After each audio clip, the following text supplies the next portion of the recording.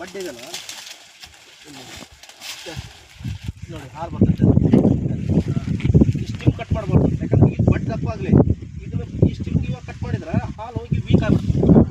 ನಾವು ಕಾಯಿ ಕಟ್ ಮಾಡುವಾಗ ಏನು ಮಾಡ್ಬೇಕು, ಅವಾಗ ಇದು ನಾವು ಕಾಯಿ ಬಿಡ್ತಾವಲ್ಲ ಆ ಟೈಮಲ್ಲಿ ಸ್ಟಿಮ್ ಕಟ್ ಮಾಡ್ಬೇಕು, ಪ್ರೂನಿಂಗ್ ಮಾಡ್ಬೇಕು.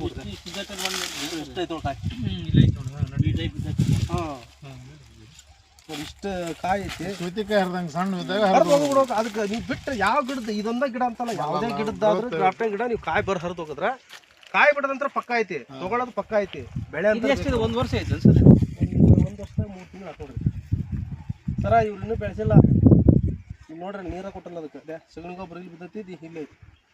ಅವರು ಆಳಿನ ಮೇಲೆ ದೊಡ್ಡ ಬಂಡವಾಳ ಅಲಸು ನೀರು ಕುಡಿದ್ರೆ ಸಾಯಲ್ಲ, ಹ್ಞೂ ನೀರು ಕುಡಿದ್ರೂ ಸಾಯಲ್ಲ. ಆಮೇಲೆ ಅಲಸು ಎಲ್ಲಿ ಬೆಳಿತೀರಿ, ಅದು 3 ವರ್ಷಕ್ಕೆ 4 ವರ್ಷಕ್ಕೆ ಎಲ್ಲರ ಹೊರಸಿಲ್ಲ ನೀರು ವಾಟರ್ ಡೆವಲಪ್ಮೆಂಟ್ ಆಕತ್ತಿರಿ, ಬರೀ ಡೆವಲಪ್ಮೆಂಟ್ ಆಕತ್ತಿ.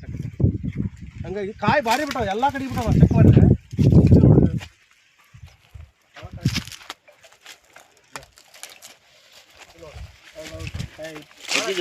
ಡಾಕ್ಟರ್ಗೆ ಯಾರಿಗಾರ ಫೋನ್ ಹಚ್ಚಿದ್ದೆ ಬರ್ತಾರಂತ ಬ್ಯಾಂಕ್ನಾಗ